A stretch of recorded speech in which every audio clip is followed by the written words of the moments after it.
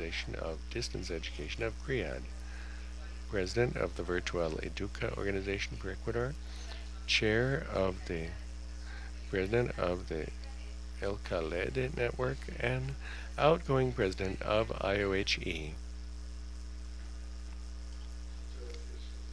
Thank you, Patricia. First of all, I would like to thank the Rector of the University for inviting me to take part, since I'm the former Rector.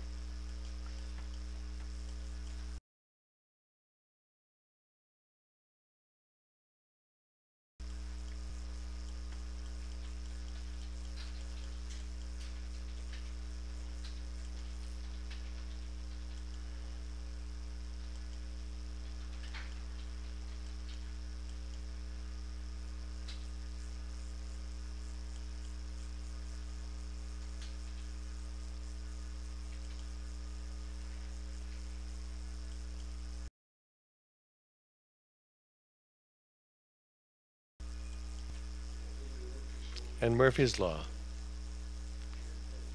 are fundamental parts of life.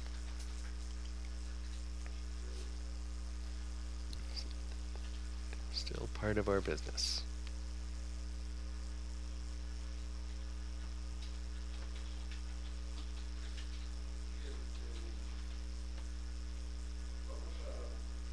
We're going to begin with something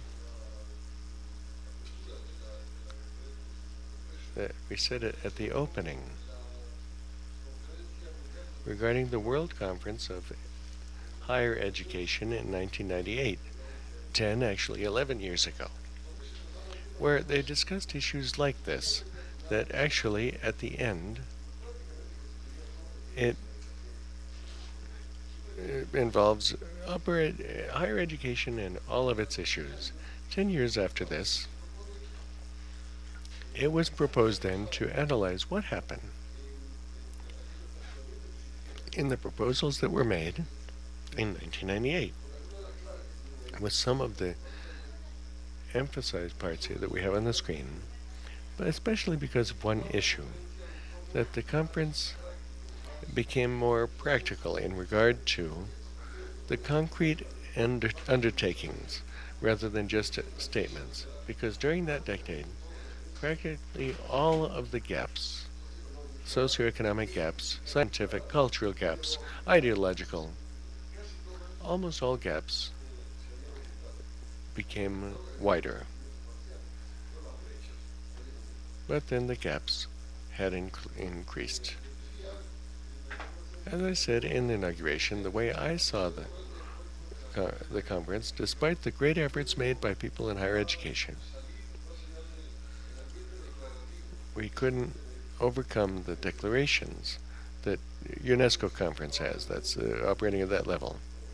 And then also we, in collaboration with UNESCO, let me from this standpoint tell you about what we're trying to do in our university and concretely in the campus program regarding what we think is the overview, the general broad vision of the university. We know about education, research, and extension. Management, we have the IOHE program. In response to what the rector said a moment ago, to work about training leadership, university leadership. That was their flagship program.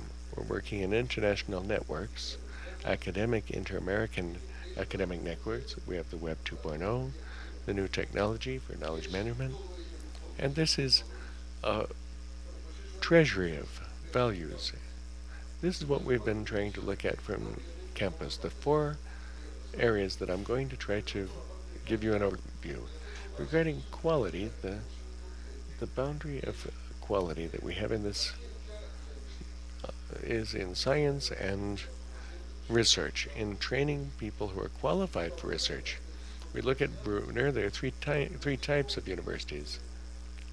The first type, about 4 clusters in Mexico, Chile, Buenos Aires, and a little bit more in Brazil. They're comparable in quality to the European and US universities, but only 3% of them There's a 90% that are not even hardly universities, although we're trying to be, in the sense that we have to make the three dimensions well balanced. The typical dimensions of the university, which has to be instruction but related to research, that become direct, clear contributions for the society to whom we owe our existence.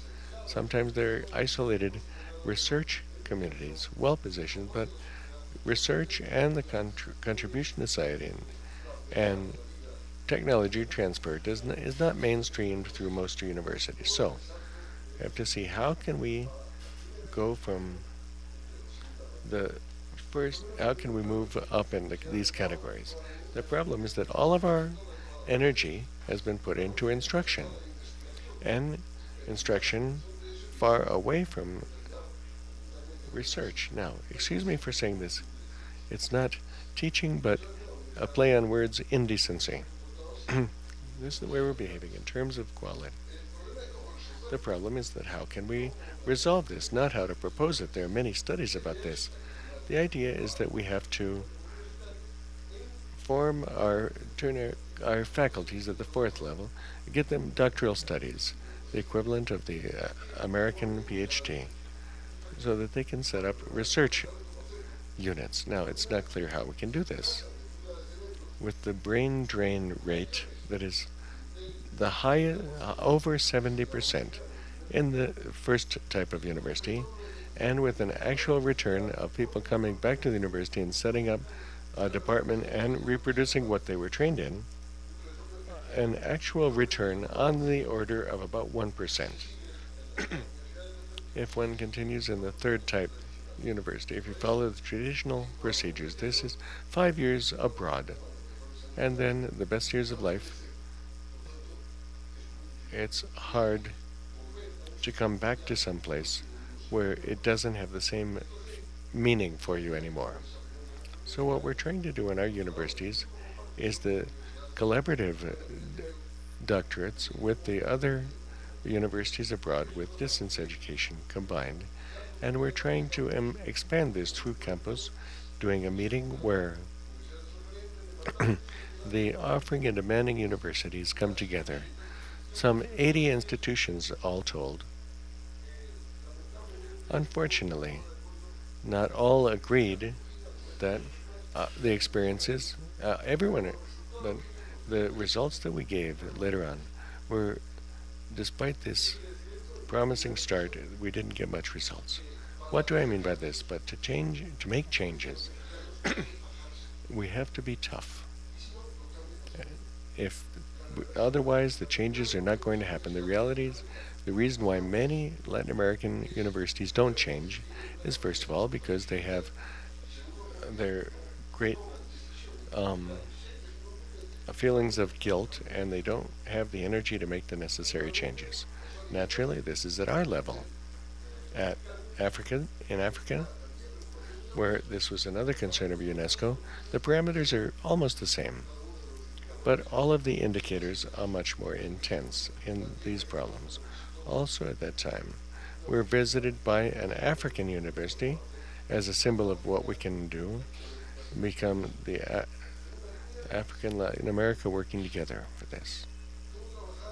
So, how can we work in the Latin American higher education space? And above all, bringing together the idea that Jose Luis Pino was just saying, that this is we can be inspired by the European space, and since knowledge, one characteristics of knowledge is that when it's produced and disseminated, it's there. You can't say it's not there, it's there. You can deny it, you can affirm, you can contradict, you can incorporate it, but there it is. So, the European space is there, and this could be an inspiration. In Latin America, we've tried to do a number of things, and this was explained yesterday by Ramon Torrent in regard to Alcue, for example, and their issues. Some with more success, such as tuning. Also, this morning, Elaine Lamique told us about this whole process. There are many dimensions that could be inspiring for Latin America, but they haven't inspired us much yet. as the IOHE, we've tried to work with the European Commission on the one hand, with UNESCO on the other hand, and although it's difficult, we've established a first contact with that other big network of Latin American universities, the UDUAL, in the framework of SECIM, the Ibero-American Secretariat. Helped with virtual educa. We have all the elements in our favor. Even a meeting of the board of directors of the European Association of Universities that invited the University Council from Latin America, and we participated there. And in that meeting, we saw genuine interest by the university to link with Latin America very strongly. But the other meeting, as you see, was about 25 people, and there were 40 opinions in those 25 people. So we didn't get very much out of that. We invited to our board of directors, we invited them, they invited us, and in the regional conference preparing for the world meeting, we tried to bring together this council to work together with all of us. But then Dual stepped out. They backed out for whatever their reasons, saying that they couldn't do it because they hadn't talked to their legal advisor. That was the actual statement. So somebody in IOHE, who's a born sniper and a good friend of Ernesto Villanueva, tossed out this idea in one of the seminars, saying the idea was ready, and the declaration came out, the Latin American space for coming together for encounters in higher education. We continue to work with Dual and with all the academic networks of the continent. We're working with all of them, even if they're from different countries. About 18 of them came, which isn't so bad. Not a bad draw. In Panama, we had the support. I don't know if you can see in the photograph above, the speaker this morning, Alfredo Jimenez, was there. The Minister of the Dominican Republic, the Director of Virtual Educa, in order to prepare a second meeting in the Dominican Republic. This generated the Technical Secretariat, including IOHE, UDUAL, and also YESAL from UNESCO, into the Technical Secretariat, where we had the idea that we could move academic will, decision maker. We had the political decision makers two ways. One was through the Summit of Heads of Government and the Parlatino. We tried to work on the technical issues inspired by the we tried to reinvent the wheel using what they've learned from Erasmus and so on. And above all, in quality, to try to catch up with Europe.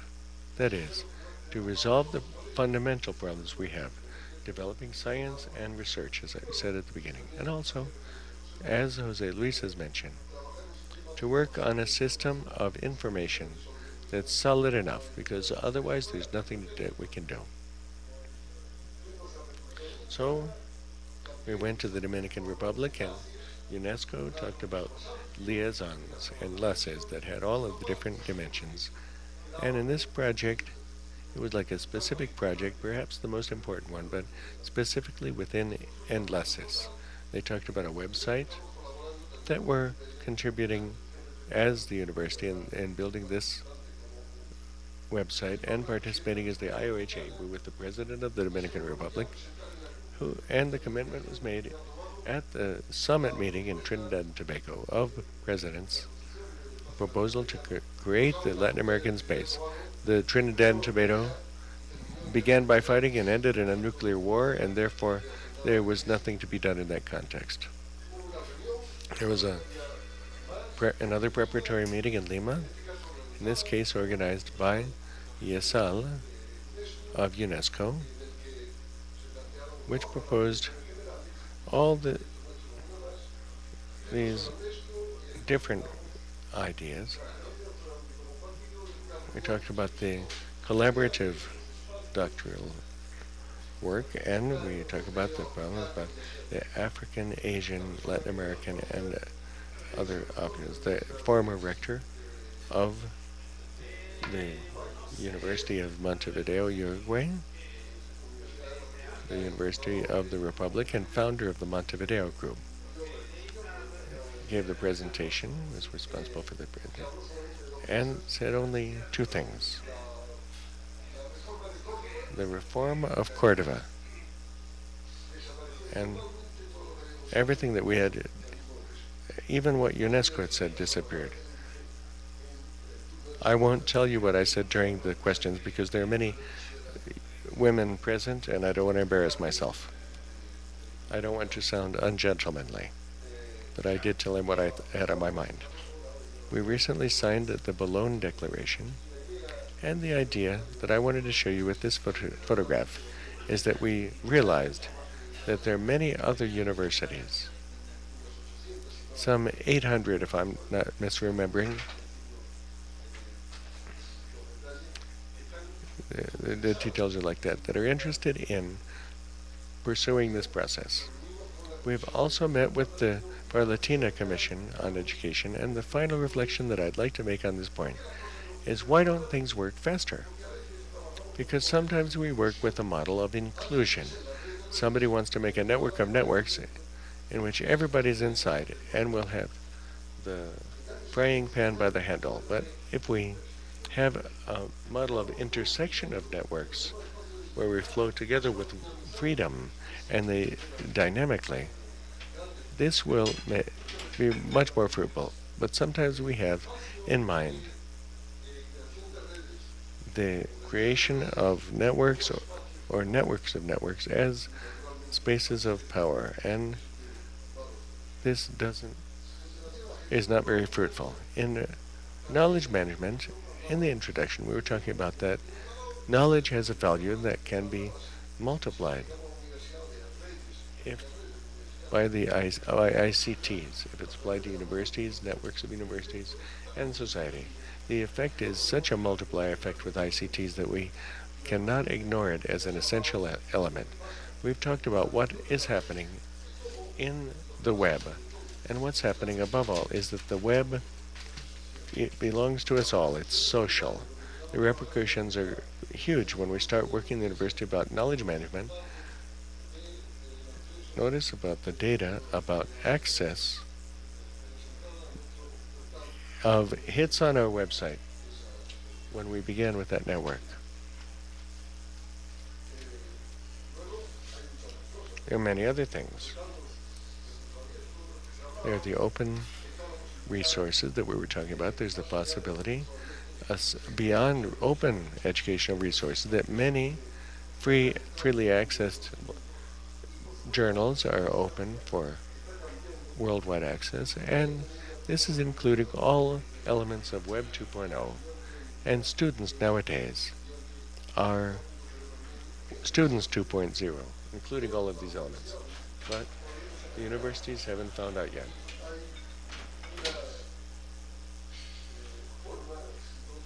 There's a way in which the web has not gotten into the universities. There's an internal digital divide between users and the institution, and between users and non-users. Many things in Web 2.0 has to do with the European space, many of the concepts, and of course they have opportunities for development that are amazing. There are pedagogical challenges, among which I'd like to stress above all the idea that the concept of who is the teacher and who is the disciple shifts.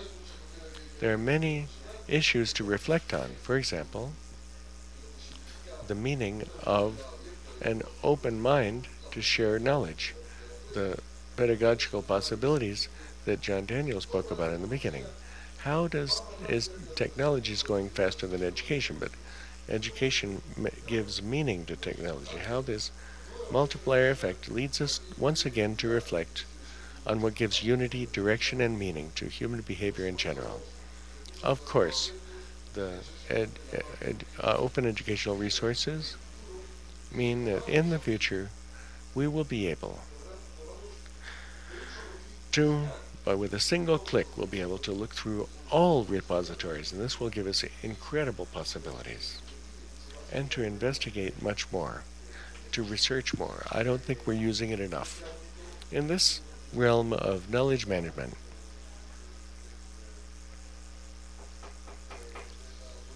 I would like to take advantage of the opportunity to announce a third edition of the Distance Education Quality Conference that we're going to be holding next year this time here in Loja as a central part of our efforts. And in closing,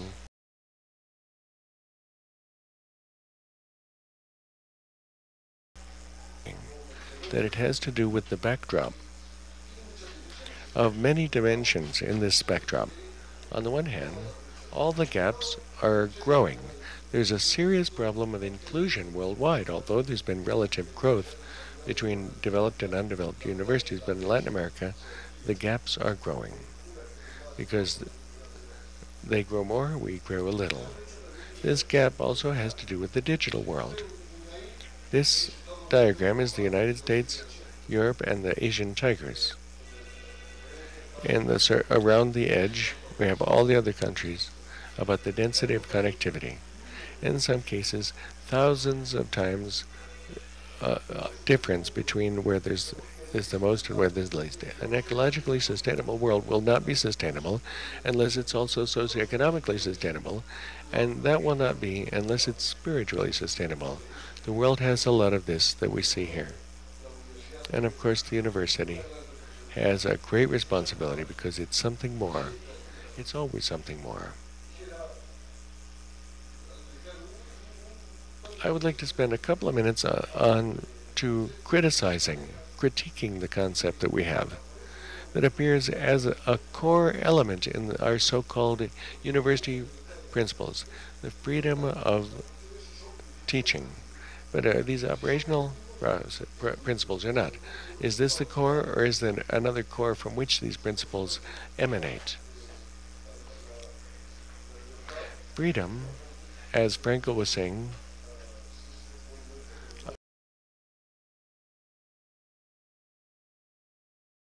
is ability. Perhaps in our quest for freedom and science to serve society, there are maybe fundamental issues, a formula that we have to find, a formula for seeking truth, to provide the keys that as we need in IOHE, so that the university will be the alma mater for the 21st century society that will transform all elements.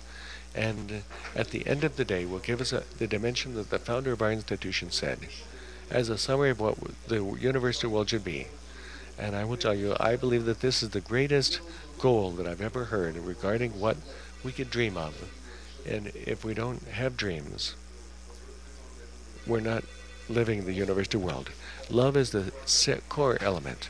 Universities as cities of love, loving science, culture, peoples, values, all dimensions of something that's beautiful for human beings. Thank you, and sorry about running over.